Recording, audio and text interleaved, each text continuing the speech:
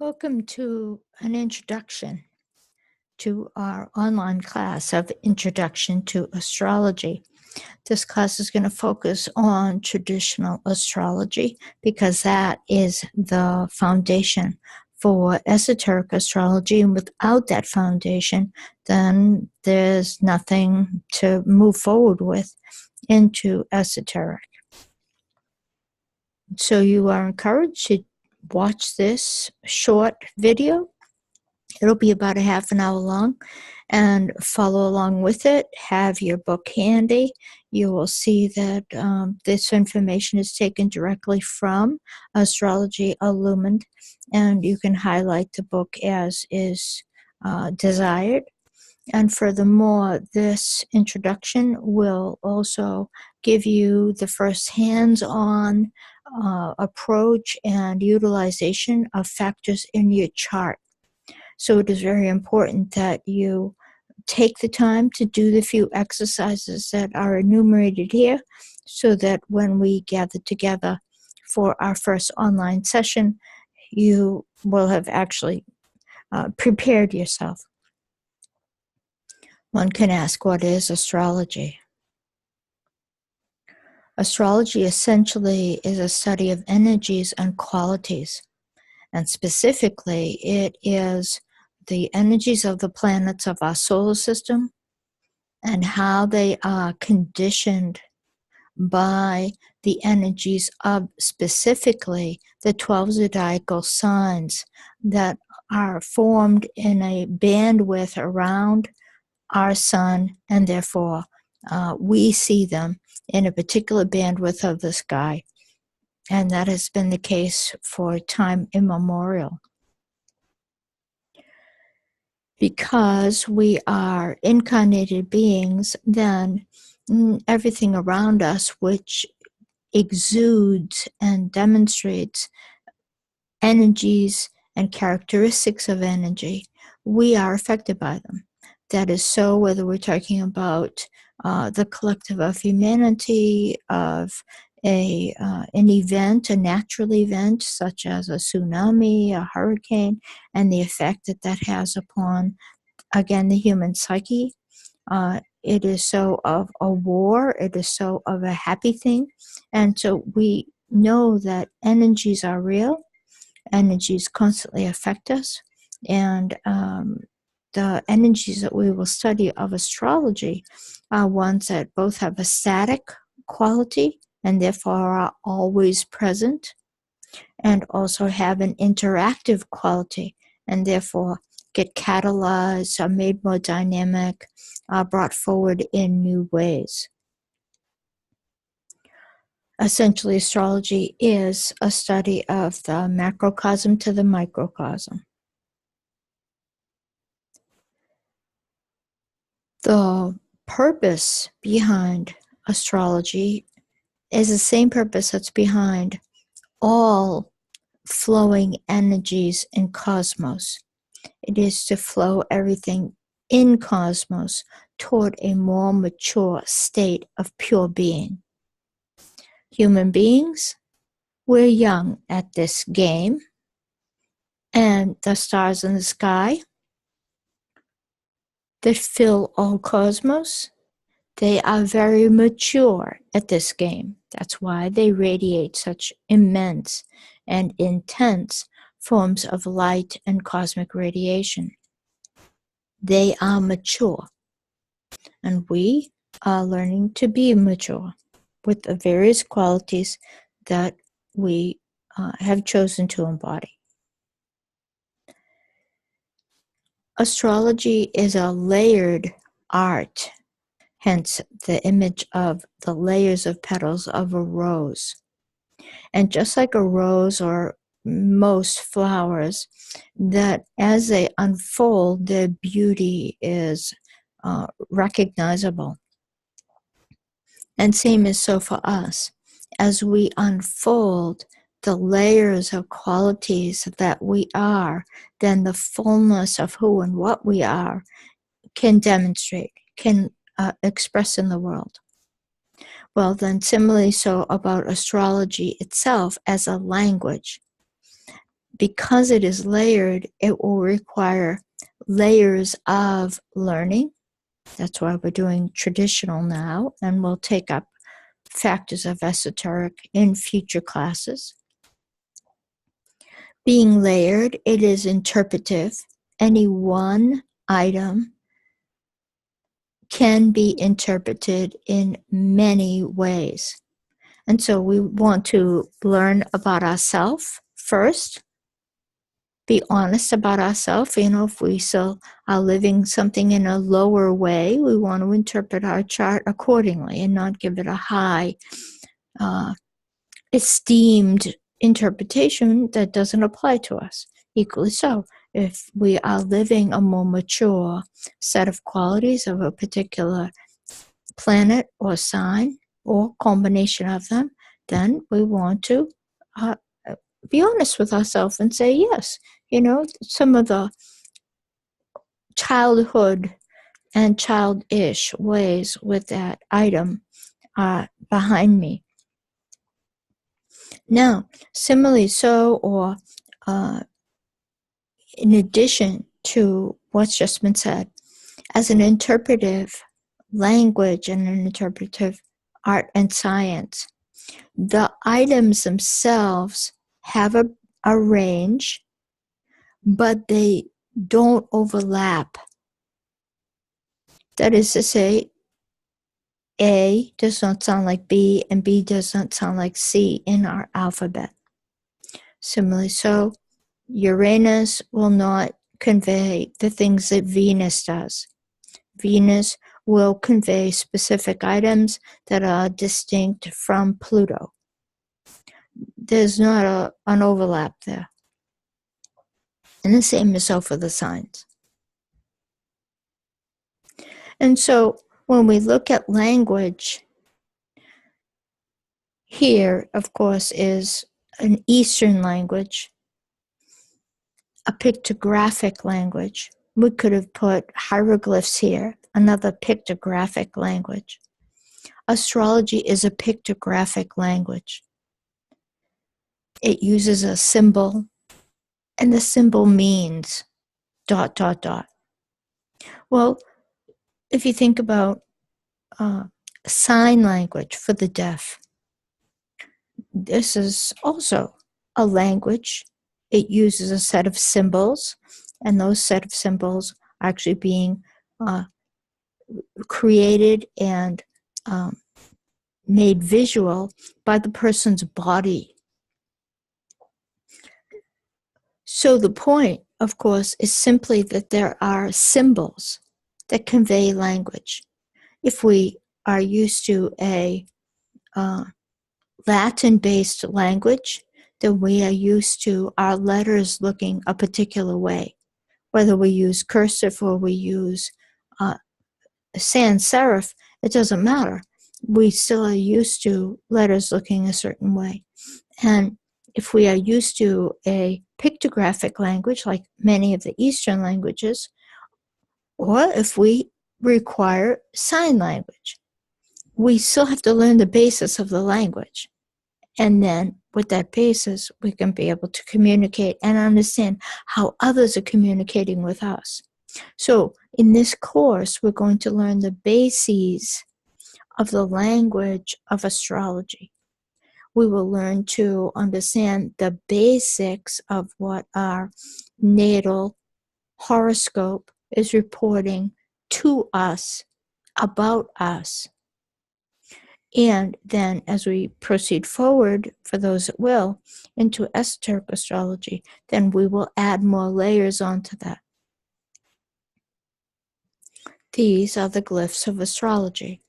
They are two distinct tabulations, that of the planets on the left, that of the signs on the right. You are highly encouraged to memorize these glyphs. If you do not memorize these glyphs, how can you learn the language? In the same way, if we did not memorize as a 4-year-old, 3-year-old, A, B, C, D, how would we have the English language to read and communicate with and be literate with? It's that simple.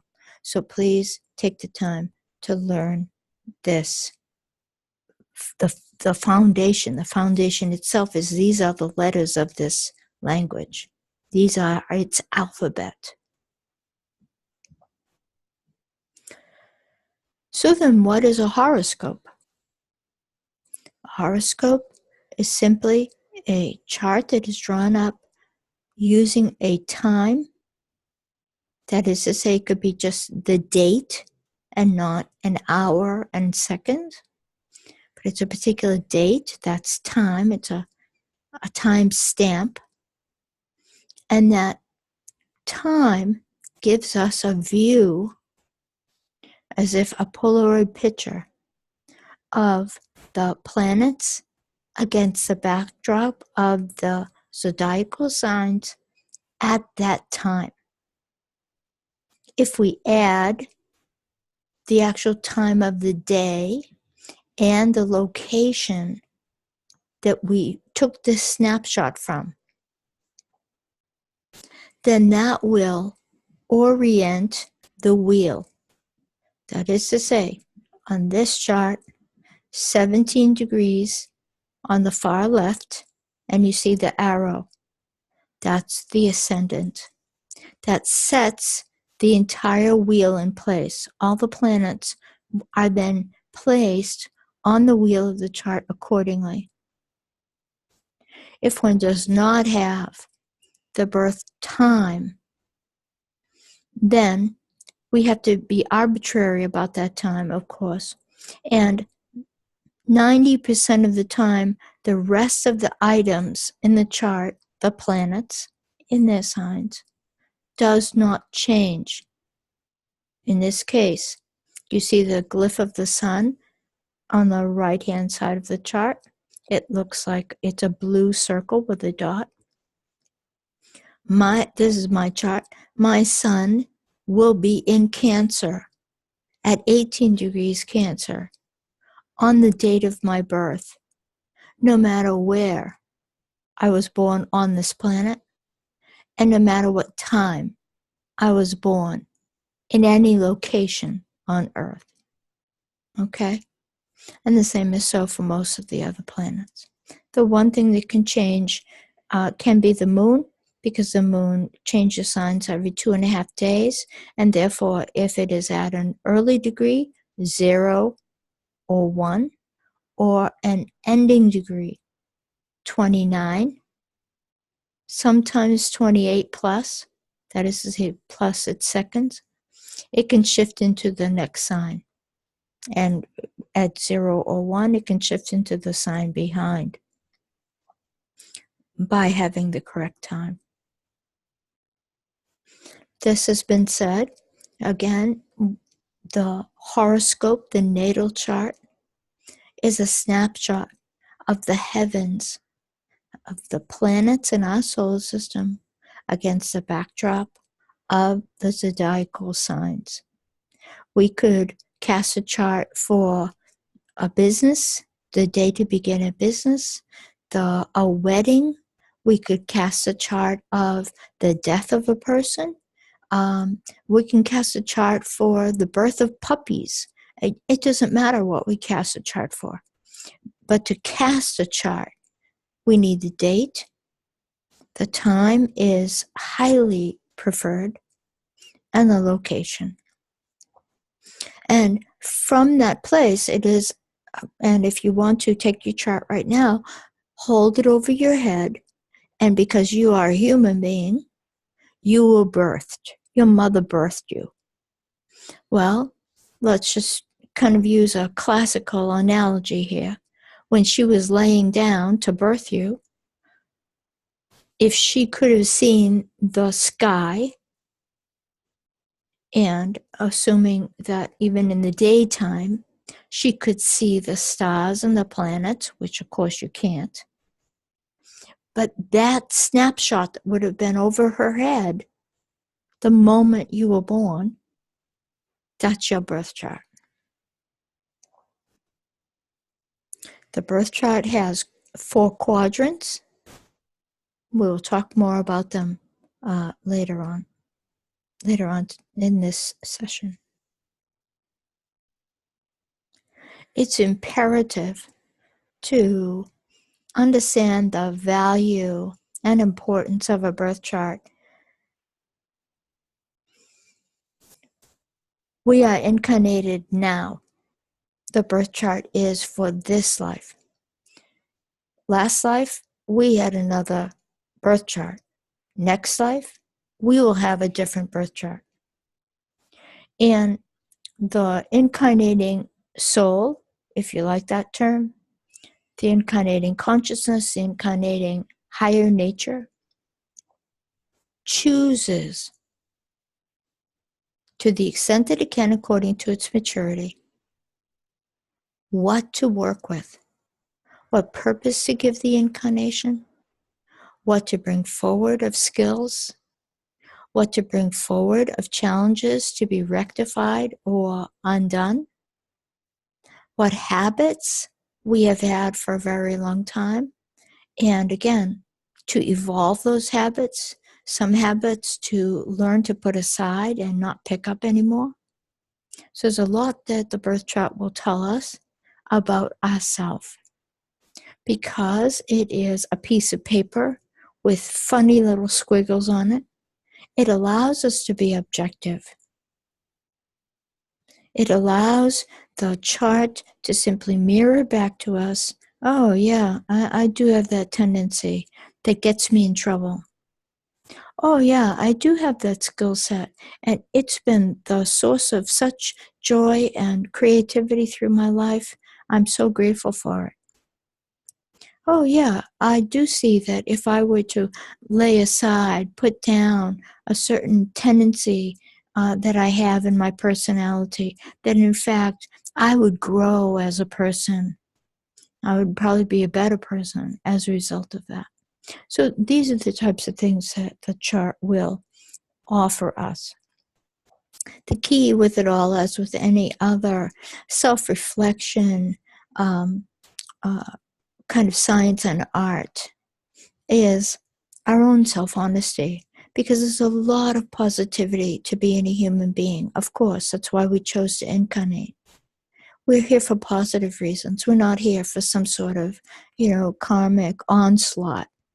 We're here for positive reasons, to bring our skills, our acumen, our light into the world and help the world evolve.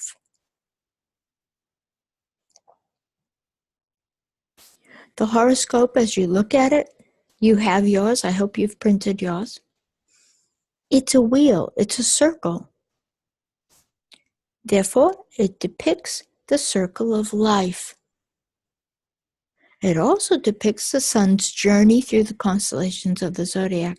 But for you, it depicts your circle of life, how you live your life, how you go around and come around, go around and come around. And every time we go around, and for some of the planets, it's quite demonstrable. As Saturn comes once around our chart, that's called a Saturn return. Well, it completes that at around 28 to 30 years old. For everybody it does, 28 to 30 years old. Well, by then, guess what? We're not supposed to be a child anymore. We're supposed to pick up the ways of being an adult and be established in our adulthood. When it comes around again, 56 to 60, we're getting ready to retire. We're getting ready to use the rest of our life in a way that classically would support the development of our higher nature. Not just go and retire and, fritter away the opportunity of less responsibilities, more time available, and therefore, how are we going to use that for ourselves? So it's a circle of our life. Circles move, they roll, they're in motion. The chart, as static as it looks, the always moving planets in the heavens are going to instigate and catalyze cycles of growth, cycles of challenge, cycles of creativity, cycles of friendship, cycles of self-reflection, cycles in our life. Because, again, the planets are always in motion going around the circle of the zodiacal wheel. And they are going to affect our chart, catalyze it. And just as a circle, any circle, has no beginning or end, we can't point to up any point on the circle and say, this is the beginning. So in astrology, we arbitrarily, but it's a collective, like a collective decision in astrology.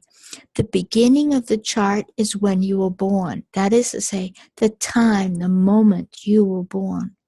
That's what sets the beginning of the astrological wheel of your horoscope, your birth chart. So that's why the time is important. And if we went back to my chart, we saw that 17 degrees Sagittarius rising, it's the beginning of my chart.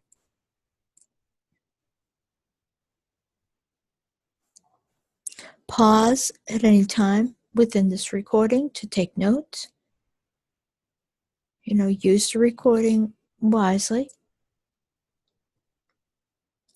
Now, within a circle, if we split it horizontally, made a diameter across its middle, and you will see there is that in your chart. There's an above and a below that horizontal line. So, it's called the horizon, by the way, that line. Above the horizon, if you have planets above in the upper half of the chart, those planets will tend to be visible in your life, tend to be visible to others, how you live them, how you express them. It's kind of very plain, very obvious. There's nothing hidden about them. And similarly so, if there are tendencies that you are living of those planets that are, again, they're a growth curve for you, they could be troublesome, they could bring you great creativity and joy, well, you'll wear that on your sleeve. Everybody will know those qualities about you. Similarly so, these are planets that want to be radiant in you. Their qualities want to shine in you and through you. And therefore, they can bring vitality, they can bring excitement, they can bring, again, creation and inspiration to you. Planets, if you have any below the horizon, the bottom half of the chart, we might or might not have a good handle on them. We might or might not see them for the latent qualities that they can bring forward. We might not have accessed that which is latent within them. And therefore, we might be living those planets in a limited way, which, if that's the case, and it does tend to be the case, which is why we're talking about it, it'll be because we're living those qualities in a personal way, in the limitation of our kind of the need to control that the personality has, the need to keep things within certain known parameters. Okay. By the same token, though, if we have planets in the bottom half of the chart, they are the ground, so to speak. They are the foundation upon which this whole chart is standing. Then there, of course, is a left and a right of the chart. We would say that that's the east and the west. And, of course, in the previous slide, I'm sorry that I don't have it here. The above is actually the north, and the below is the south. So with the east, the left, think about the sun. The sun rises in the east. And because the sun rises in the east, the day begins. So that's exactly what the east part of the chart is about. It's about beginnings, about the independence of the sun, about how as the sun rises and we have light, we can move about independently. Okay? It's a sense of completions only in reference to the upper half of the chart in the left or eastern quadrant. Okay? We'll learn more about that as we move along. So the whole east, left, is not necessarily about completions. In fact, the bottom half of the chart, if it's east, it means that which is new, that which we are beginning. And so, of course, we would find the opposite on the right, on the western half of the chart. Again, the sun sets in the west. So there's a setting of this this quality of I, which is so big as the sun rises. Well, that's the I-ness that's rising. And so here we there's a fair amount on the western half of the chart that has to do with other, our interactions with other, our karma with other, our creativity with others, how others support us, how others nurture us, etc., etc. So we are sustained due to the fact that all life is interdependent on our planet, and of course all in cosmos is interdependent.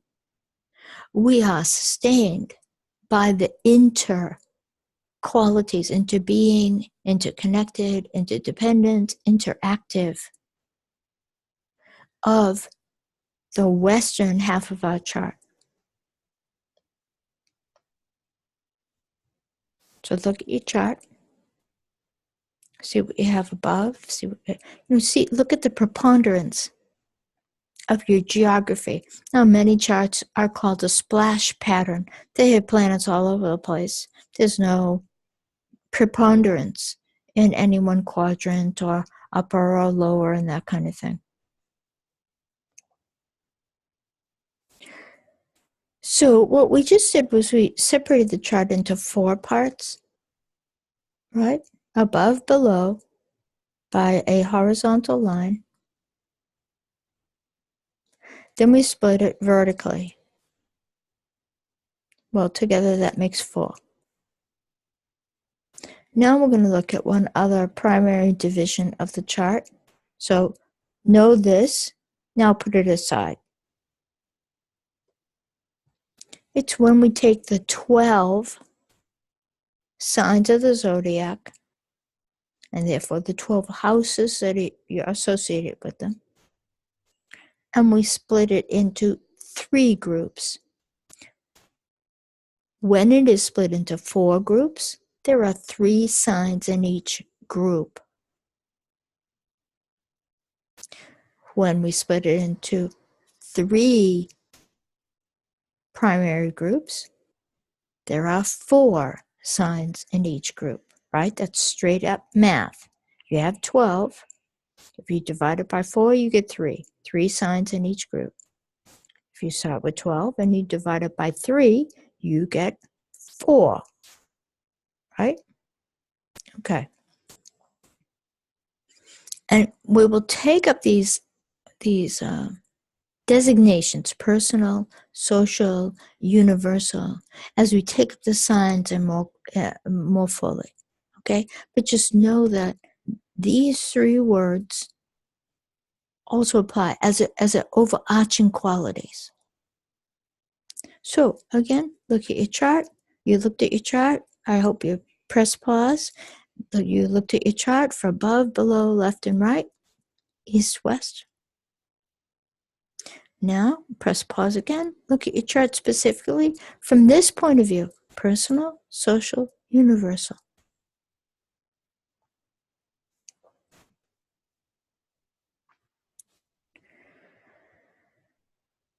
Now, another thing that really must be learned is elements. And along with that, temperament. So there's these few things. You've got to learn your glyphs. Because if we were in a classroom instead of online, and I would write this, I would not write out Taurus, Taurus. I would not write out Scorpio. I would write the glyph. And your chart does not say Capricorn written out. Does not say Sagittarius written out. Gemini, Aquarius written out. Doesn't say that. It gives a glyph. So it's very important. Learn your glyphs, please. Or you're just going to be lost. And, that's a waste of your money. Now, all that's written here applies to the signs only. The planets, Sun, Moon, Mercury, Venus, Earth, Mars, etc. The planets do not have temperaments. The planets are not associated with elements. Venus is Venus. It sometimes will display in our life and express through us in a intellectual way, like an air sign, like air, in a sympathetic way, water, in a excited, kind of passionate way, fire, in a responsible, comfort, let's say comfort more, a comfort-driven way, that would be earth. So I just said Venus through all four of the elements. So we can't say that Venus is one element or another. The sign is the element. It conveys an element. Okay? Equally so, and before we get to the four elements, we want to also know that the signs have a masculine overall quality or they have a feminine overall quality. And as it says here, all the masculine signs are fire and air signs. They are odd-numbered signs. So the first sign of the zodiac is Aries. It's a fire sign. The third sign of the zodiac is Gemini. It's an air sign. The fifth is Leo. It's fire. The seventh is Libra. It's air. And so you see there's a pattern. You see the pattern that's going on here. Similarly so, feminine are earth and water signs. Well, just as I just did with Aries, Gemini, etc., we would say Taurus is an earth sign. It's the second sign of the zodiac. Cancer is a water sign. It's a fourth sign of the zodiac. Virgo is the sixth sign. It's a earth sign. I'm going to lose it. Scorpio. Scorpio is the eighth sign. It's a water sign. And then you keep going like that. Okay? That's important. That's important to know. So that's why we're doing this little slideshow for you. So you learn, okay, what are the important things that I need to have as my basic kind of alphabet to begin? So very briefly, I won't go through all the parts of this because you have it. You can press pause and you can read. But all fire signs will have these qualities. You as an individual, if you have strong fire in your chart, what does that mean? Your sun is fire, your moon might be fire, your ascendant is fire, or you have multiple planets in fire signs. Same would be so. What is strong earth in the chart? What is strong air in the chart? What is strong water in the chart? The same criteria would basically apply. Okay? So I'm a Cancer sun. Right there, that would say that's a strong water. I also then have 3 planets total in water. So that's strong. That's strong. I have lots of fire in my chart too. So fire is strong too. So it's not that we will have one in deference to the others necessarily, but I also only have one earth sign in my chart. So it's not that it's in deference.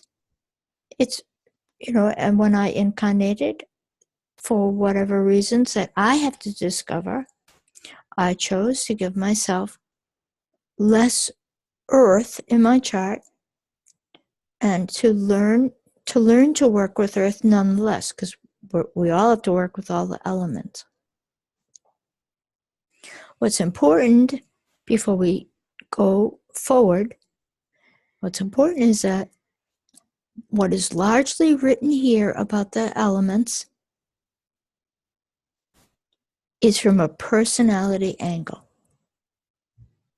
We will add further designations and characteristics when we get to esoteric astrology. But my friends, you and I are incarnated people. We are personalities.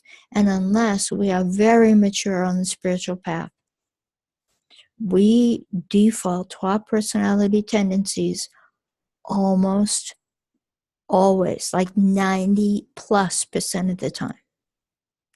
So don't even jump away from any of this personality stuff until one has chosen to really understand oneself for all the illumination that provides, as well as the clarification it provides, and thus gives us sure-footedness on our spiritual path. And so again, this is the earth, air, and water. Now, water is not special just because I'm a Cancer sun, and so I wanted to put 2 pictures here. More importantly, all of the elements have their range. So in this, I use these 2 pictures because in one, this water, the image on the left, very serene and peaceful and reflective, right? It's reflecting the sky. The plants are reflected in the water. It's reflective, i.e., that's quality of water. It reflects. Well, it can reflect like a person will absorb another person's mood and could reflect that back to the person, like a good psychologist, a good counselor. Or the person with strong water could just absorb those qualities, like you see again, the sky is reflected in the water, but now take it into a person. The person might not have a distinction, have the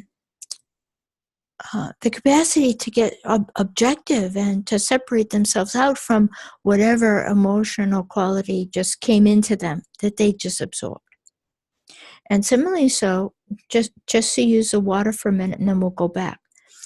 Similarly so, on the right, you see a very different image, a very flowing and moving and fast-paced and no distinct, the movement is a distinct characteristic. Even the idea of waterfall, its speed, its fastness, its force, okay? So the same would be so for air. It can be, just flighty, just head oriented, but it also can be clouded. It can be not very clear at all. It can be even polluted. We can let certain thoughts and beliefs actually pollute our mind, and therefore how we will live our day. Earth, this is an image of fecundity, of growth, vital. Spring is springing here. Well, Earth can be mud. Earth can be desert. Earth can be baked dry into bricks. Earth is stone. Earth is mountains. So in all of those are still Earth, but you see the range of how one might be living one's element. And of course, fire. Fire can warm, right? Just warm us like a campfire. Be mesmerizing. So mesmerizing is you get excited about a passion, you get excited about an idea, you're mesmerized by it.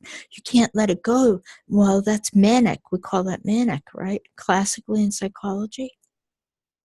Obsessive compulsive, fire and earth. And that's interesting, can both bring obsessive compulsive disorders. So that's interesting because one is a masculine energy and one is a feminine energy. But they both can bring obsessive compulsive disorders. So fire can also be too bright. It can be like the sun. The sun again can be so shocking. It's too bright, it's too radiant, it's too hot, it's too intense. Okay? So in all of these, we want to keep in mind that there is quite the range to them. And you would consider your own range, how you live your elements. Essentially, a chart is going to immediately give us information without needing to, or before we know all the specifics about astrology, we can so gain a lot of information from our chart. And so I'd like you to do that. Look at your chart. And again, I've encouraged people to make multiple prints, at least 2 prints of it. You might, make several by the time this class is over. But go around your chart and with a pen, write down at the signs. These are the signs. These are the signs. These are the planets. Okay? So it's the signs you're interested in.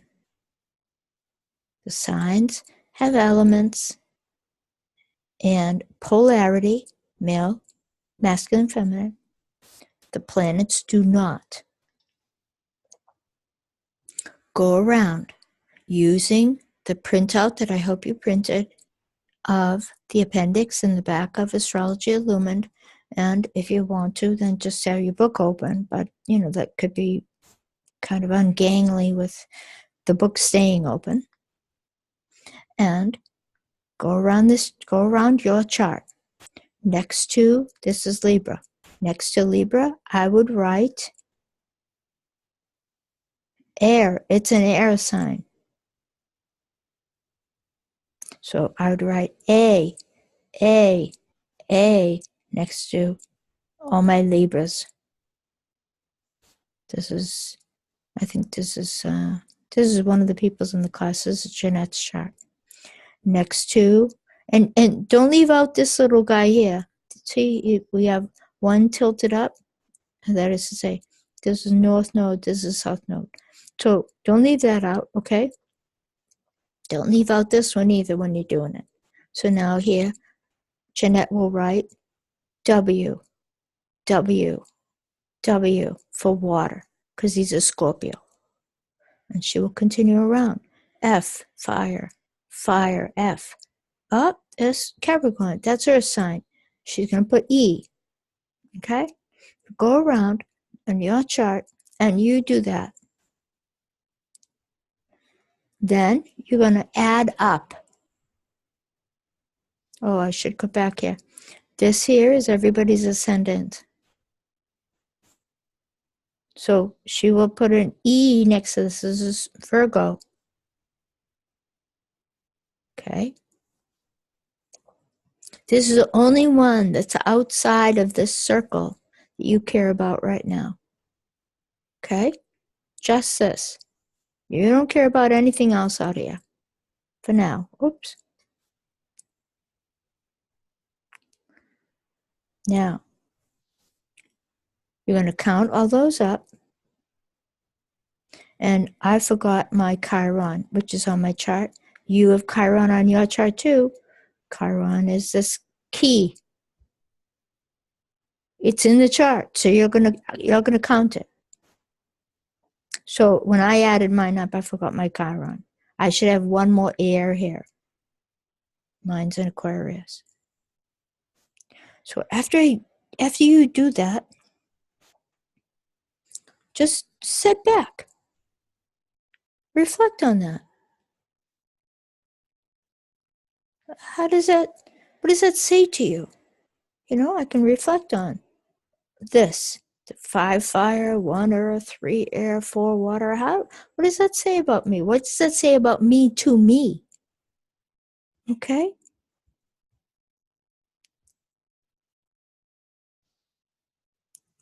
Good. Then there's the homework. So none of that's the homework. That's just you getting a handle on your chart. And notice this homework does not say, first and foremost, learn your glyphs. But my friends, please, learn your glyphs. It's the ABCD. Okay? Then everything that we've taken up tonight is straight from Astrology Illumined. Those who've already cracked the book, you know that it's written very simply. It's a very fast read.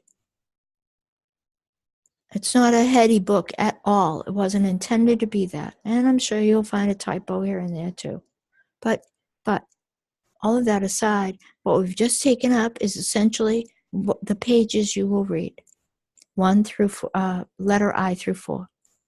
Then, the best way to read any astrology book, and certainly mine and Sarah's, is with your chart in hand, you read the chapter on a planet, and then you directly go to the sign that planet is in.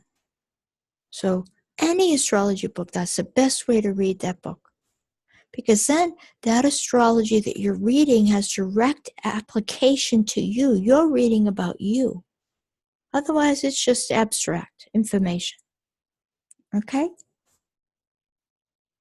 So I gave the example here. I have Sun in Cancer. I will read the chapter on the Sun and directly go to the chapter on Cancer. Now, I hope everybody's got a journal or something that they're going to use for personal reflection throughout this class. Again, integrate this information. Use it, integrate it. Okay?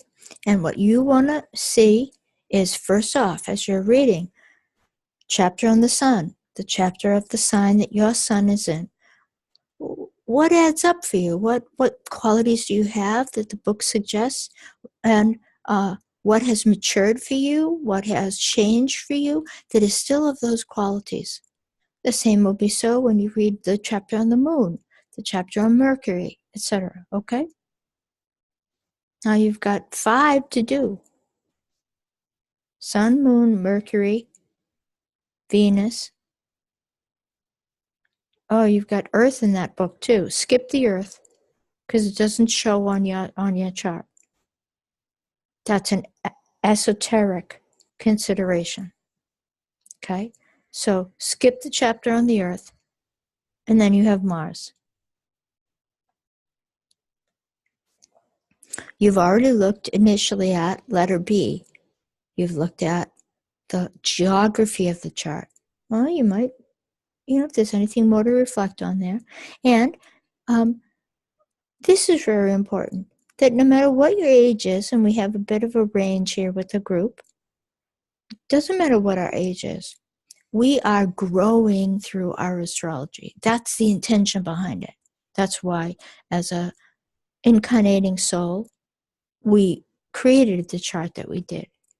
We're supposed to be using it for our own evolution and how our evolution affects the evolution of the world, by the people around us. Okay? And when we come together for class, you will be asked to share one insight. Because there are 11 people in class, try to keep it succinct. And if you choose or you don't have the technology to easily be audible, then send me your insight and then I can read it to the class. Okie doke. Have fun. This is fun. I've been playing with astrology for more than half my life. Not to mention, I don't know how many previous lives. And it still is fresh and fun to me. It always gives insights. All right. All right. We'll see you on class. Love you all. Create your day.